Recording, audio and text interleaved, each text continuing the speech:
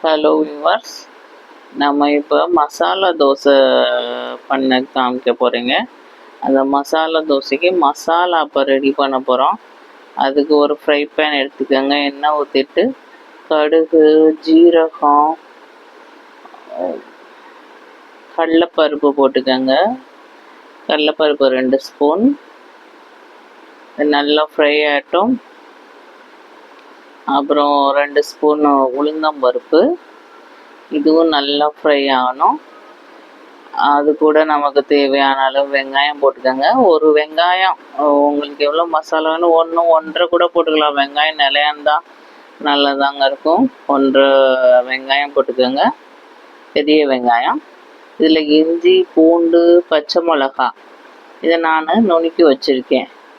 அதையும் சேர்த்து இந்த வெங்காயத்தோட நம்ம நல்லா மிக்ஸ் பண்ணிக்கணும். மிக்ஸ் பண்ணி நல்லா வதக்கிக்கணும் வெங்காயம். அதுக்கெல்லாம் ஒரு 3 உருளைக்கிழங்கிட்ட வேக வச்சு நான் நல்லா மேஷ் பண்ணி வச்சுருக்கேன். அதையும் இது கூட போட்டு சேர்த்து அந்த வெங்காயம், பச்சை மிளகாய், இஞ்சி, பூண்டு விழுதோடு சேர்த்து இந்த உருளைக்கிழங்கு நல்லா வதக்கணுங்க. அதுக்கப்புறம் உப்பு சேர்த்துக்கோங்க. உப்பு நமக்கு தேவையான அளவு 1.5 ஸ்பூன் உப்பு சேர்த்துக்கோங்க. இதில் நம்ம எந்த வகையான மசாலா போட போகிறதில்ல, மிளகாப்பொடி, மல்லிப்பொடி எதுவுமே. ஒன்லி மஞ்சத்தூள் மட்டும்தான் போடுறோம். ஏன்னா அது மஞ்சள் கலரில் இருக்கும். மஞ்சத்தூள் போட்டுட்டு ஒரு 1/4 டம்ளர் தண்ணி ஊற்றிக்கணும்.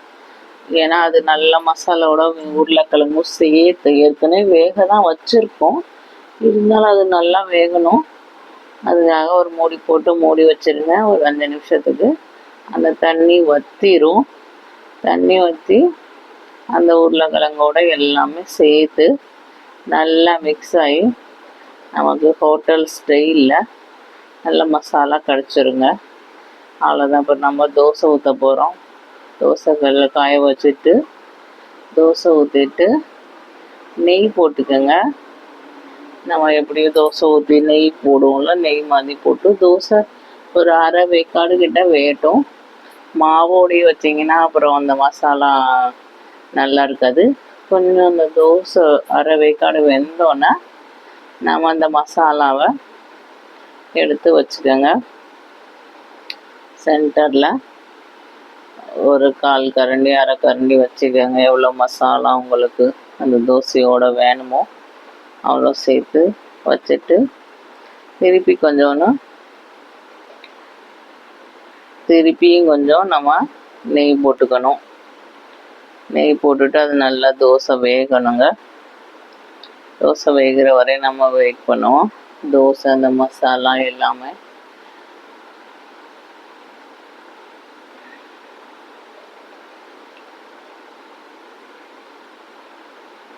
மூடி போட்டு மூடியும் வச்சுக்கோங்க. அப்போ எப்படி நம்ம திரும்பி போட முடியாதுல்ல, மூடி போட்டு மூடி வச்சிட்டிங்கன்னா நமக்கு நல்லா அது வெந்து கிடைக்கும்.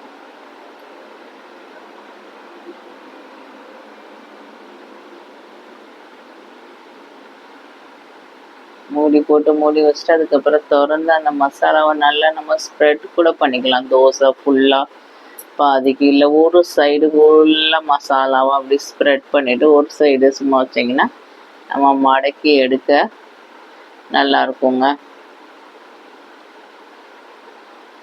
அவ்வளோதான். இப்போ 2 நிமிஷம் அது வேகட்டும் நல்லா தோசை கூட. இப்போ நம்ம வெந்துருச்சு நல்லா எல்லாமே சேர்த்து. இப்போ தோசையை மடக்கி எடுத்துட வேண்டியதாங்க.